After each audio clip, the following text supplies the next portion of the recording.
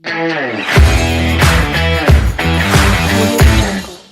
siang Sobat Cendekia, selamat datang kembali ke podcast Ruit Teacher.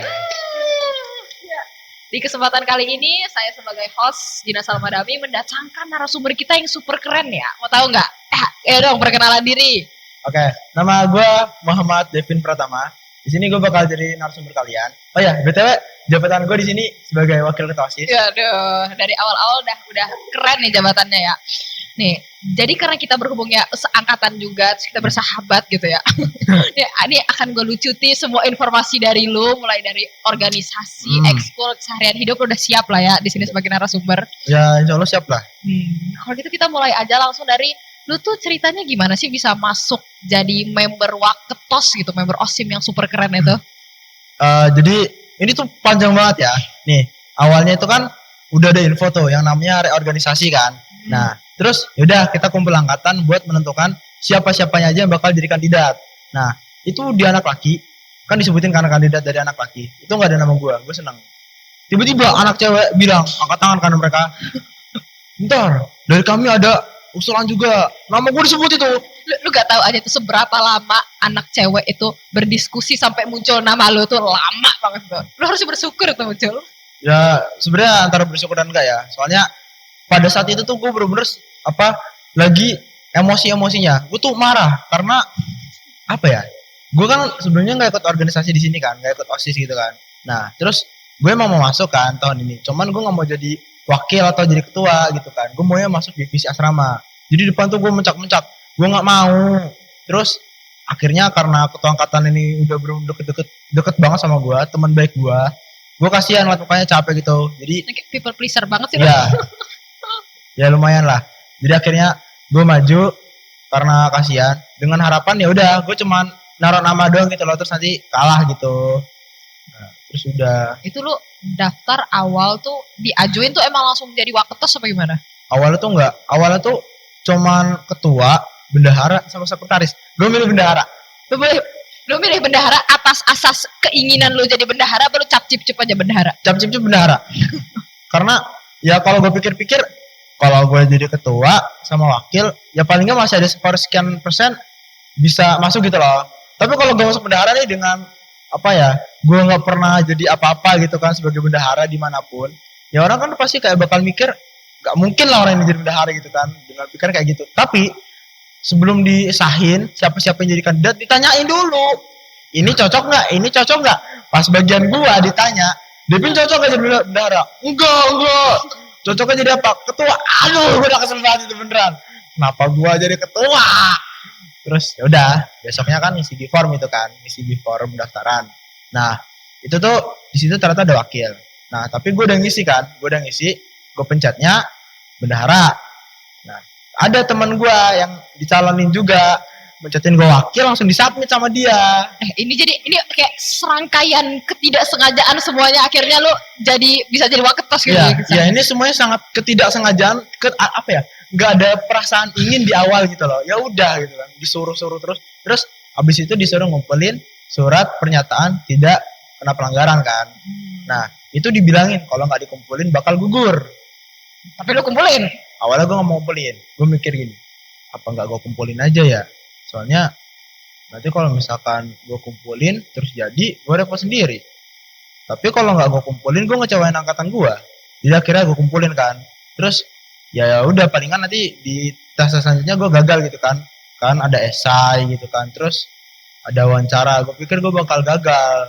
Kalau gitu lu udah gak niat pun lu udah bisa sebagus-bagus itu ya? Esai lewat, wawancara lewat, beneran gak mau lu nih? Awalnya gue nggak mau itu. Soalnya lu tau gak sih, gue tuh bener-bener senyaman itu di asrama. Dan gue tuh punya mindset yang namanya, kalau misalkan gue ini nyaman di tempat kerja gue tuh bakal bisa lebih bagus kerjanya. Gue punya pemikiran seperti itu. Makanya gue bener-bener kekeh mau jadi divisi keasramaan gitu. Tetap berada di asrama lu itu. Tetap mau masuk divisi asrama. Nah, terus ya udah lewat dari esai sama wawancara, ternyata gue masih lolos masuk 4 kandidat. Nah, terus akhirnya kan dikumpulin tuh kan di aula buat membahas siapa aja yang bakal jadi paslon. Itu setelah berdiskusi panjang, aku jadi kandidat nomor 1 bareng Gaby. Terus juga ada temen gue itu Vira sama Nadia jadi kandidat nomor 2. Nah itu ya di awal-awal itu bener-bener si Vira sini sama Nadia diunggulkan gitu kan. Ya, gue inget banget itu masa-masa yang gue denger tuh nama tuh kandidat pasti 02 Ya kan? Pindang Virasnya dia menang. Ya. Inget banget. Hampir nggak kedengeran Devin Gaby kan itu hampir nggak kedengeran. Nah terus ya udah di situ gue tiap malam kayak ngobrol biasa aja sih sama Gaby kayak Gap ini mau gimana, udah basing aja nyantai besok aja ya udah. Jadi ini lu berdua nih sebenarnya niat ada mau beneran nyalon buat menang gitu apa gimana? Nggak ada. Soalnya gini, karena yang tadi udah kamu bilang itu, yang udah lu bilang di cewek itu udah pindang Virasnya dia menang dan hampir nggak kedengeran sama Devin Gaby gitu kan. Jadi kita udah berganti gitu kan, target kita tuh bukan menang tapi cuman mematahkan kemenangan mutlak mereka. Jadi lu cuma mau jadi musuh yang ketat gitu, musuh yang Iya, kuat. cuman mau kayak gitu doang. Yang nggak mau ngebiarin mereka menang secara cuma-cuma, mau kayak paling nggak kita kasih perlawanan gitu lah. Gitu. Jadi di sini lu masih belum ada beneran motivasi niatan yang beneran mau gitu jadi wakil ketua ini mah gak ada Belum beneran. ada. Cuma mau musuhin mereka aja. Iya, gitu. cuman mau musuhin mereka biar niat ya- buruk. ya biar mereka tuh nggak gampang. Ya kan gini, kita di sini tuh kurang lebih kan ada 300 orang udah sama guru kan.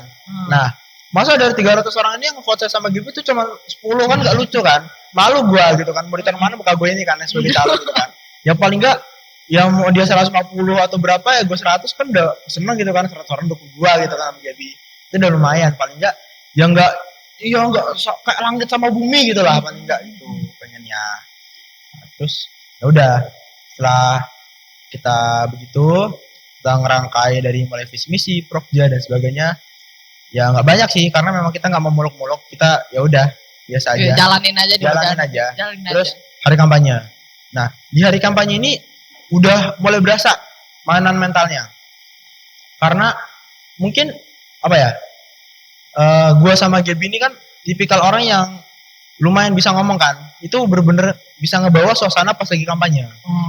Yang pas pidato orasi-orasi depan. Iya, lagi pidato orasi. Jadi ya orang-orang tuh menilai lumayan bagus gitu kan.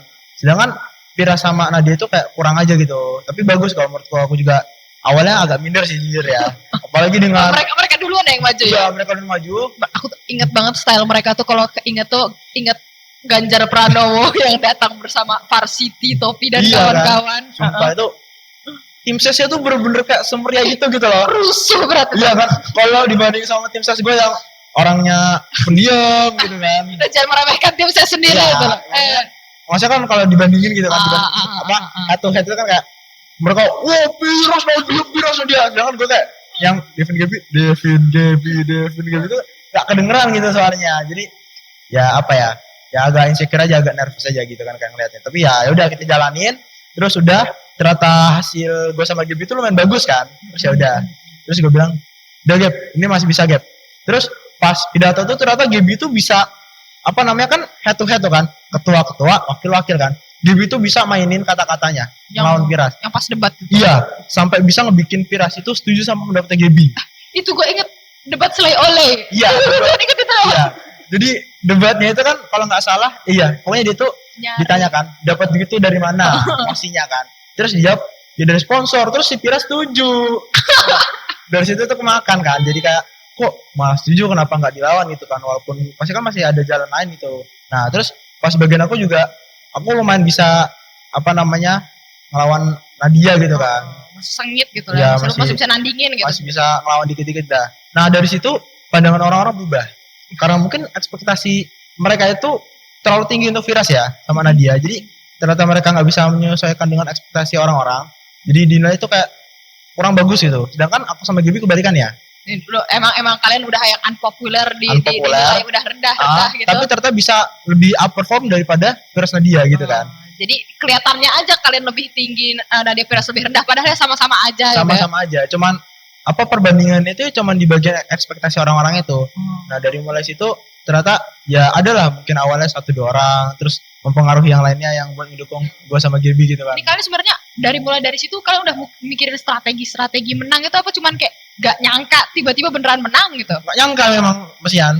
Karena hari hanya juga. di hari-harinya juga nggak nyangka karena kan apa namanya kalau nggak salah itu hari Rabu ya atau ya nggak sih Gak tahu, aku lupa dah. pokoknya kalau nggak salah itu habis debat besoknya kan langsung pemilihan Pemain kan. langsung diambil dari kotaknya. Iya jadi ya habis debat itu ya kita nggak ada ngapa-ngapain udah ya ngobrol dong kayak udah Gap ini udah usaha kita selama ini kan itu runtutannya 1 minggu kalau nggak salah kan 1 minggu ini udah runtutan kita selama ini udah hal-hal yang kita lakukan setiap hari udah kita lakukan evaluasi kalau misalkan emang sekiranya kita nggak bisa masuk nggak bisa jadi BPH udah kita jadi pribadi yang lebih baik aja dan bantu Firas Gibi Motivasional banget, banget. terus dari situ ya udah gitu kan ya kita nggak berharap banyak maksudnya kayak ya paling nggak tujuan awal kita tuh terwujud gitu yang apa namanya Yang mau jadi pesaing sengit gitu iya ya. nah terus dimulai kan perhitungan udah dihitung awalnya unggul terus sempat mau dibalap sama Firas Nadia terus di akhir ya nggak ada yang nyangka gitu nggak ada, Soalnya emang angkanya tuh emang kayak 11 12 sebelahan gitu ya. cuman beda 11 orang Beda 11 orang dong. cuman beda 11 orang Itu tuh aku ingat banget pas MPS tuh ya, pas pilih MPS tuh kayak kalau yang kepilih kandidat 1, yeay. Kalau kepilih kandidat 2, udah ada jargonnya gitu kan. Kalau kalian pas MPS pas OSIM ya, pas OSIM diem semua kan ding. karena Tegang gitu rasanya. karena memang bahasanya gini kalau di MPS itu kan bisa kita bilang udah ada satu kubu yang sangat diunggulkan sekali ya kan dari awal sampai akhir Iya, sedangkan iya. kalau misalkan di OSIM ini Nggak jelas gitu ya. iya nggak jelas maksudnya kayak awalnya sih ada kan ada yang kubu yang diunggulkan cuman lama-lama kan jadi malah mecah 2 kubu gitu kan jadi kayak ya udah gitu saling nunggu hasil gitu kan itu sampai gue denger ketua tim ses gue yang di cewek itu nangis tau gara-gara menang. Iya coy. Itu lu nggak ini dah pas ngedengerin gitu lu nggak deg-degan gitu atau kayak waduh menang nih atau lu bahagia atau gimana gitu setelah lu dapat hasilnya? Nggak enak Nggak enak. ya Bukan bahagia. bukan bahagia Bukan bahagia. jujur pas udah selesai penghitungan udah kertasnya habis ternyata poin gue sama Gibi di atas Firas Nadia gue langsung nanya Firas gue langsung nanya Ras nggak apa-apa terus nggak apa-apa Pin udah jalanin Pin udah langsung digituin ya di situ gue masih ngerasa nggak enak bahkan kadang sampai sekarang ya apa namanya gue kalau ngeliat Firas kadang masih suka nggak enak gitu kan keinget sama waktu itu karena ya gimana pun apa ya Firasnya juga teman gue gitu loh juga teman baik gue Ini jadi kayak cerita permusuhan antar teman gitu nih.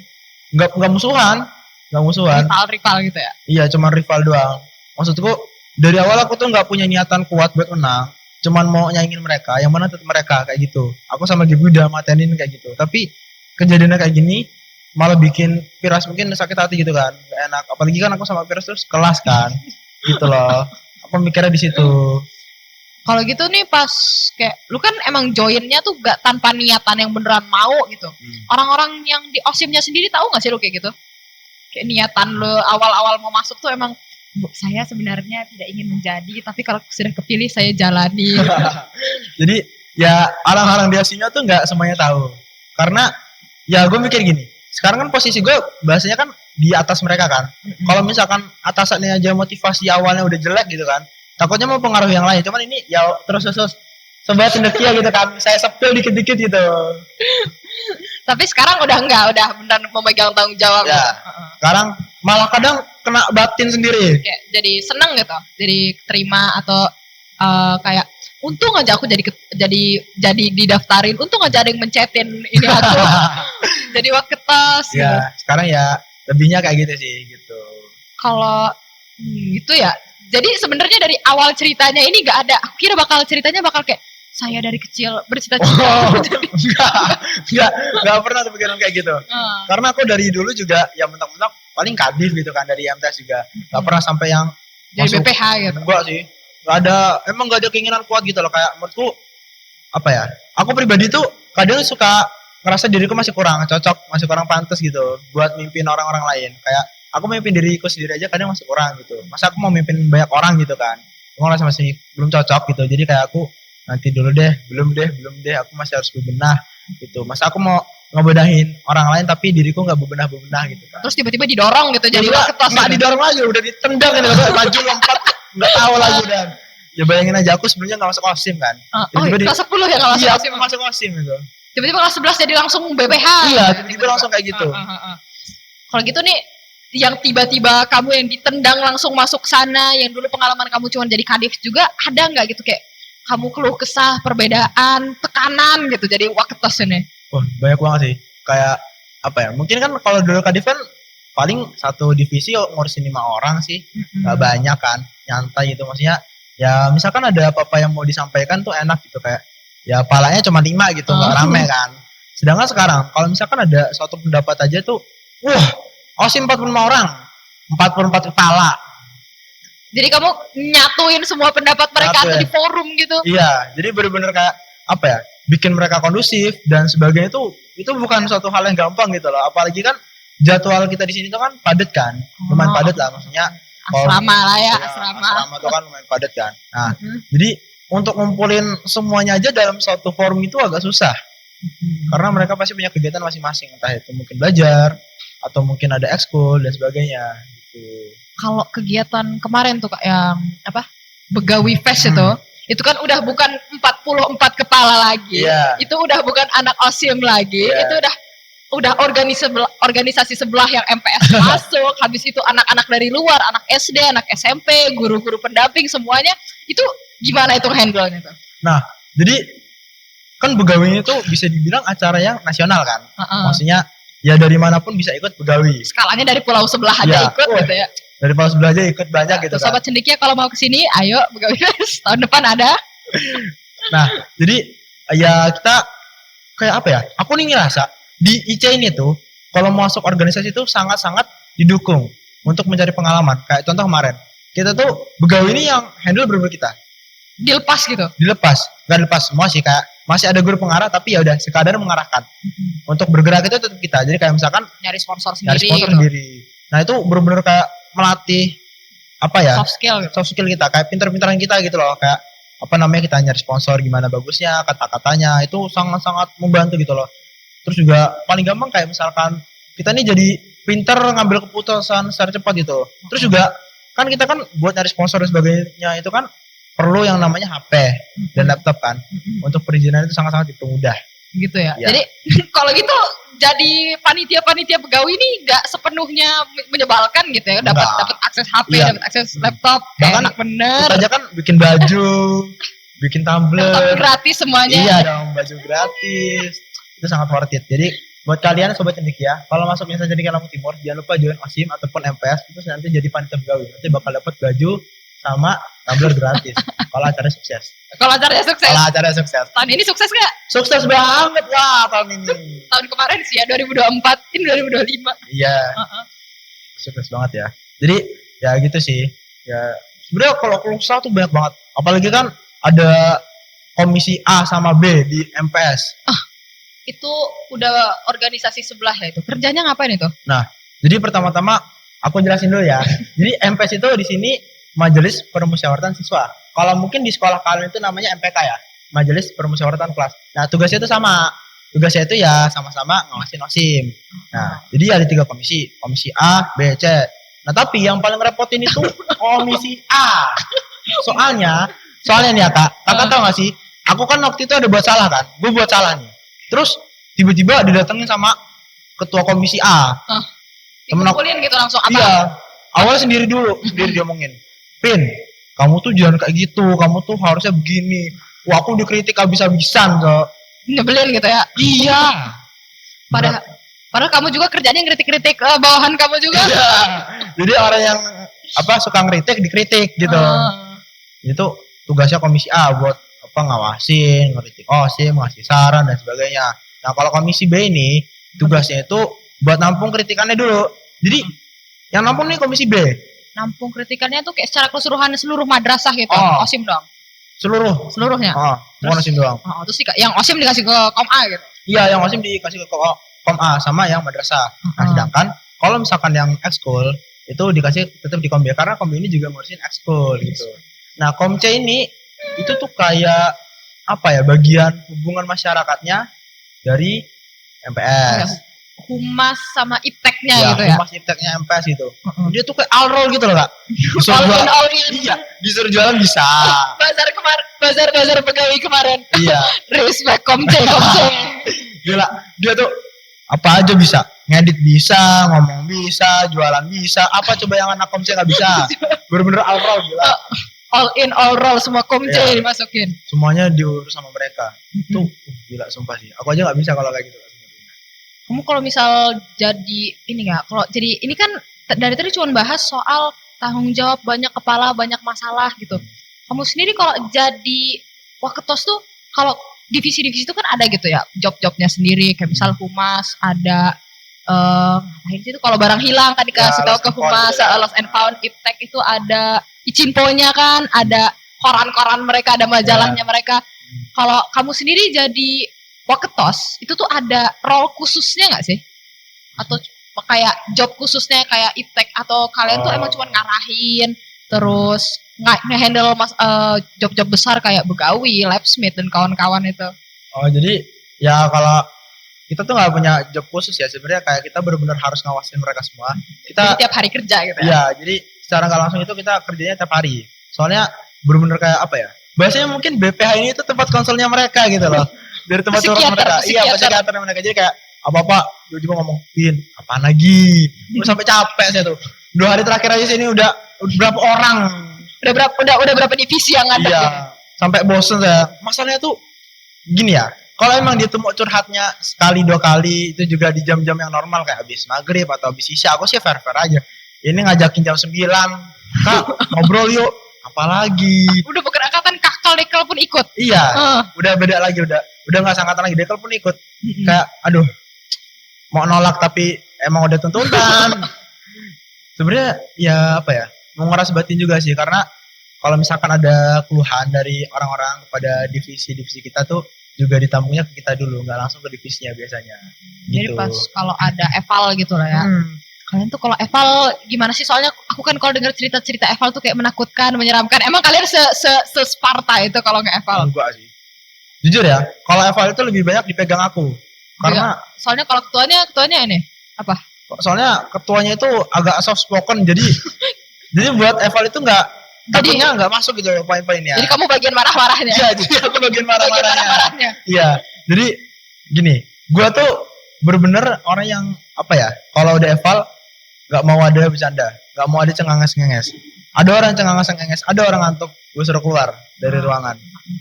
Gue pasti kayak gitu orangnya. Langsung lu panggil, terus lu cuci muka gitu apa Iya. gimana? Kan lu ikut juga kan waktu itu eval ini? Jangan dibahas. Kalau gitu nih keren lah ya, lu udah bisa segalanya, soft skill pun naik gitu. Tapi lu pernah nyesel nggak sih jadi waketos, kayak waktu lu tersita, lu nggak bisa belajar, lu nggak bisa ikut kegiatan lain, lu pernah mikir gitu nggak sih? Sebenarnya bukan nyesel ya, sedih aja sih. Kayak apa ya? Aku nih dulu tuh juga apa suka banget sama yang namanya ekskul gitu kan, suka ikut Kelas 10 ekskul. gitu ya? Iya, dulu kelas 10 tuh gue tuh aktif banget sama ekskul. Benar-benar pengen ikut semua ekskul gitu karena nggak masuk organisasi kan, nggak terikat sama sesuatu hal apapun itu kan. Nah, tapi pas udah masuk ke sini dan ini juga awalnya tuh bukan keinginan gua, rasanya kok kayak berat banget gitu loh, kayak ngelepas hal yang gue senengin di ekskul dengan ditukar sama Tanggung jawab. tanggung jawab yang dipaksakan gitu loh. Padahal ekskul have fun aja kan. Iya. Lu ikut ekskul apa aja emang? Gue tuh dulu ikut ekskul paskib, futsal, hapkido. Terus sekarang yang masih aktif apa? Ada yang masih diikutin apa udah out semua saya fokus organisasi? Sebenarnya ya, secara nggak langsung tuh gue masih ikut semuanya. Tapi yang benar-benar kelihatan jalan dari dulu sampai sekarang itu cuma paskib. Dari gue kelas 10 sampai gue udah ngejabat sekarang itu cuma paskib. Sedangkan futsal gue sering hilang-hilangan, hapkido juga sama aja. Bahkan di rapot itu kan ada Iya, ekskul kan. ini ada Iya kan? penjelasannya itu. Paskibra, keterangan, aktif. Hapkido, cukup aktif. Futsal, tidak aktif. Sampai ditulis kayak gitu. Ini gue liatnya tuh tiga-tiganya sport semua, lu gak tertarik apa sama kayak jurnal, PMR, multimedia dan kawan-kawan yang berdasarkan pengetahuan, apalagi kir gitu. Lu nggak mau gitu join sana? Gini, jadi gue bukannya nggak mau ya. Cuman kita ambil contoh gini. Misalkan gue masuk PMR nih, Nah, terus ada orang pingsan, gue kasih teh, gue kasih minyak telon, orangnya bangun, ngeliat gue dulu, apa nggak pingsan lagi orangnya? Iya sih, lu ngejaga, lu ambil orang sadar ya isi pingsan lagi tuh. Iya kan? Pingsan lagi Iya tuh. kan? Bahaya. Kalau misal soal yang pengetahuan kir-kir gitu, Nah, enggak. Gimana ya? Bukan bidang saya, tapi Emang lu dasar otot iya, gitu. iya, mungkin kurang lebih kayak gitu kan. Nah, tapi menurut gue ya, Kir ini tuh juga keren loh. Soalnya gila, dia tuh tiap demo ya pasti kayak rame ngumpul terus eksperimen di depan banyak orang. Dan itu apa orang-orang tuh boleh nyobain. Gue pernah lihat apa sih namanya itu?